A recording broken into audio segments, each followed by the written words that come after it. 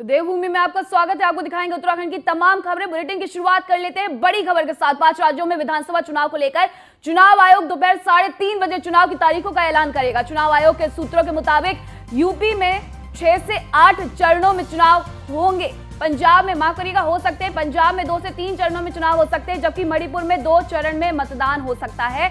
गोवा और उत्तराखंड में 1 चरण में चुनाव हो सकता है। वहीं सूत्रों के मुताबिक इस चुनाव में आयोग बूथों की संख्या को बढ़ाएगा।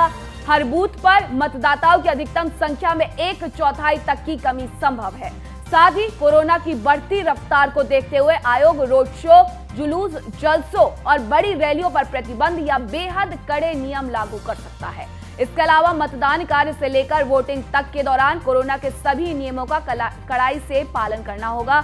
कोरोना के नियमों के पालन के लिए सख्ती भी बरती जाएगी। विधानसभा चुनाव से जुड़ी बड़ी खबर तो आपको बता रहे हैं, जहां चुनाव आयोग आज 5 राज्यों में चुनावी तारीखों का ऐलान करने वाला है। इसके लिए आज दोपहर 3:30 बजे चुनाव की तारीखों के ऐलान के लिए प्रेस कॉन्फ्रेंस होने वाली है चुनाव आयोग की तरफ से। यूपी, पंजाब, उत्तराखंड में विधानसभा चुनावों का ऐलान होगा। गोवा और मणिपुर में भी चुनाव तारीखों का ऐलान होगा। इस वक्त की बड़ी खबर आपको बता रहे हैं, 5 विधानसभा में चुनाव होने वाले हैं, जिसको लेकर के बड़ी खबर आपको लगातार बता रहे हैं कि आज 3:30 बजे चुनाव आयोग प्रेस कॉन्फ्रेंस करेगा, चुनावी तारीखों की घोषणा करेगा।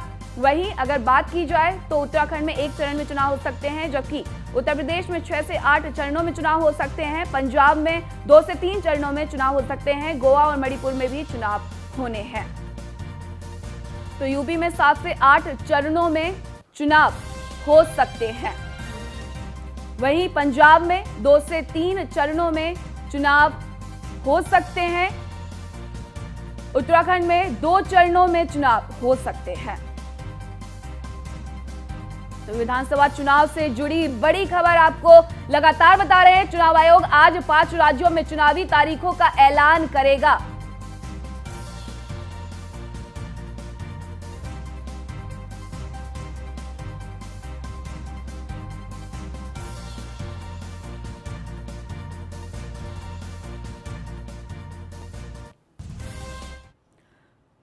तो हमारे साथ ब्रिजेश श्रीवास्तव एसोसिएट एडिटर जुड़ चुके हैं। उवैस सिद्दीकी भी संवाददाता है हल्द्वानी से, सुनील पटेल संवाददाता रुड़की से, सभी हमारे साथ मौजूद हैं। सुमित सैनी भी हैं हरिद्वार से। तो सबसे पहले एसोसिएट एडिटर ब्रिजेश श्रीवास्तव का रुख कर लेते हैं। आज तारीखों का ऐलान होने वाला है। उत्तराखंड में अब क्या होगा, क्योंकि इसके बाद आचार संहिता लग जाएगी और साथ ही कोरोना को देखते हुए रैलियों पर भी चुनाव आयोग नजर रखने वाला है। देखिए, जाहिर तौर पर जिस तरीके से आदर्श आचार संहिता लगने के बाद सारा कुछ चुनाव आयोग के पाले में गेंद चली जाती है और चुनाव आयोग तय करता है कि किस दिशा निर्देश के साथ किस तरीके से चुनाव। सबसे बड़ी बात यह कि जिस तरीके से हम लोग बार बार बात कर रहे हैं कि क्योंकि कोविड के खतरे को देखते हुए मतदान केंद्रों की तादाद में इजाफा किया जा सकता है, पोलिंग बूथ की तादाद में इजाफा किया जा सकता है, तो आयोग ने पहले से ही इसको जो है सुनिश्चित किया था। पहले अगर देखा जाए तो 11,004 पोलिंग बूथ थे जिसके जरिए जो है 2017 में वोटिंग हुई थी, लेकिन इस बार 11,624 पोलिंग बूथ जो है चुनाव आयोग ने तैयार किए हैं।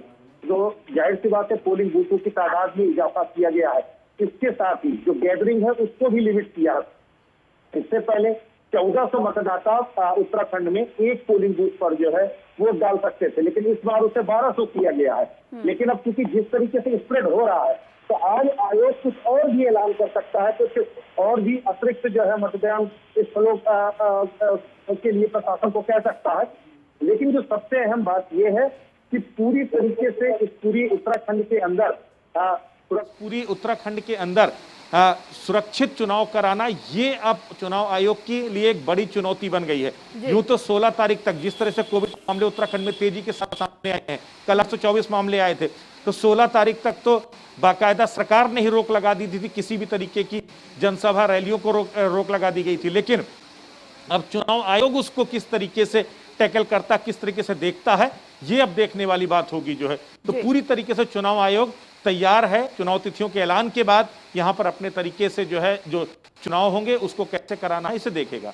जी, रुड़की से हमारे साथ सुनील मौजूद है। सुनील, देखिए इस बार जो चुनाव होने वाले हैं उसमें खास तौर पर यह ध्यान दिया जा रहा है कि जो केस है कोरोना के वो बढ़े ना, साथ ही साथ सारी सावधानियों को भी बरता जाए। वहां पर क्या हाल है, शासन प्रशासन किस तरीके से इस बार तैयारियां करने वाला है रुड़की में, पूरी जानकारी दीजिए। देखिए, बिल्कुल आपको बता दूं, जिस तरीके से अगर देखा जाए तो 5 राज्यों के साथ साथ जो उत्तराखंड राज्य जुड़ा है, उत्तराखंड राज्य में भी विधानसभा चुनाव होने हैं और जल्द ही विधानसभा चुनाव का आगाज होने वाला जो चल रहा था, आज उसको भी लेकर इलेक्शन कमीशन जो है 3:30 बजे प्रेस कॉन्फ्रेंस करके आचार संहिता का भी आह्वान कर सकते हैं और जो तारीख है उसको भी तय कर सकते हैं। वहीं अगर देखा जाए तो जिस तरह से जो जहां पर बूथ लगेंगे, बूथों की जायजा लेने के लिए शासन प्रशासन लगातार लगा हुआ है। तहसील प्रशासन के जो अधिकारी है, लेखपाल है, वो जाकर जायजा ले रहे हैं, एसडीएम है वो जायजा ले रहे हैं और जिस तरह से हर बार बूथों पर जो अधिक संख्या रखी जाती थी 1500 वोटर को, इस बार घटाकर वो 1200 किए गए हैं। लेकिन अब देखना होगा कि जो अब 1500 से जो 1200 किए गए हैं, इलेक्शन कमीशन जिस समय तारीख का ऐलान करेंगे उस समय कितने लोगों को वहां पर एक बूथ पर वोट डालने के लिए बोला जाएगा। तो जिस तरह देखा जाए तो पुलिस प्रशासन भी लगातार मुस्तैद है और अभी ये इंतजार कर रहा है कि 3:30 बजे जब इलेक्शन कमिश्नर जब यहाँ पर प्रेस कॉन्फ्रेंस कर बताएंगे कि किस तारीख में यहाँ का जो इलेक्शन है वो होना है, वो अब देखना होगा कि 3:30 बजे क्या निर्णय निकल कर आता है। जी उवैस हमारे साथ हल्द्वानी से हैं। उवैस, अभी प्रधानमंत्री नरेंद्र मोदी ने वहां एक बड़ी जनसभा को संबोधित किया था, चुनावी माहौल क्या है और चुनावी तैयारियां किस तरीके से हो रही हैं हल्द्वानी में?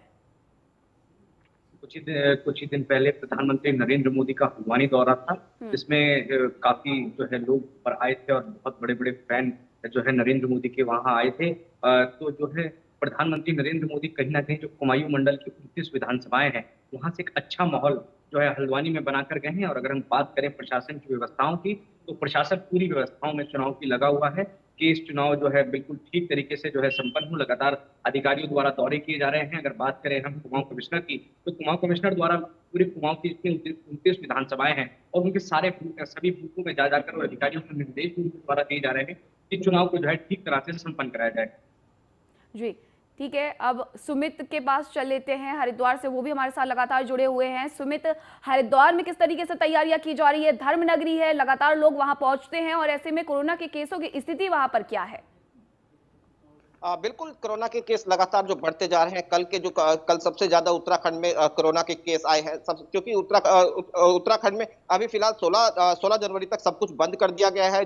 क्योंकि यहाँ पर जो स्कूलों को भी बंद कर दिया गया है, क्योंकि धर्मनगरी है। धर्मनगरी में यहाँ पर लोग तीर्थयात्री लगातार कहीं न कहीं पूरे देश के कोने कोने से यहाँ पर पहुंचे हैं, तो उसको लेकर भी बॉर्डर पर एहतियात बरता जा रहा है। जिन्होंने कोरोना की डोज लगवा ली है, जिनकी दोनों डोज के सर्टिफिकेट लेके आ रहे हैं, उन्हीं को आने की अनुमति है। अन्यथा उनको वहां पर टेस्टिंग हो गया और टेस्टिंग के बाद अगर वो कोई पॉजिटिव पाए जाते हैं, उनको क्वारंटीन किया जाएगा और पूरी व्यवस्था उस तरह की बनाई गई है। अब 3:30 बजे जो चुनाव की जो घोषणा हो जाएगी, चुनाव किस तरह से होंगे, कैसे होंगे, क्योंकि उसको लेकर जो चुनाव आयोग पूरी तैयारी लगभग कर ली गई है। लगातार हरिद्वार जिले के तमाम जो बूथ सेंटर जो बनाए जाएंगे, तो उन पर पूरी तरह से निगरानी जिला प्रशासन के द्वारा भी की जा रही है। क्योंकि चुनाव आयोग जब ये डेट निश्चित हो जाएगी किस तरह से होगी, क्योंकि कहीं ना कहीं जो अभी जो बात चल रही है, क्योंकि कोरोना के साए में जो चुनाव होने हैं वो एक बहुत बड़ा खतरा है। उसको भी लेकर चुनाव आयोग के सामने बड़ी चुनौतीपूर्ण रहेगा ये चुनाव, क्योंकि सुरक्षा की दृष्टि से भी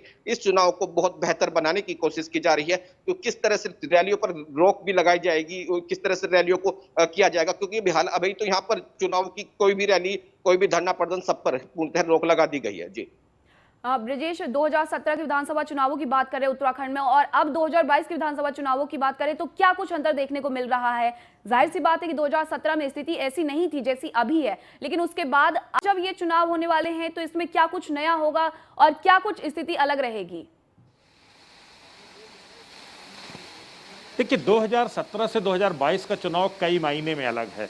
सबसे बड़ी बात यह है कि 2017 में आपको लहर दिखाई दे रही थी। 2017 की परिस्थितियां राजनीतिक तौर पर अलग थी। इस बार राजनीतिक तौर पर परिस्थितियों की बात करें तो कांग्रेस और बीजेपी के बीच इस बार कांटे की टक्कर है। कोई कुछ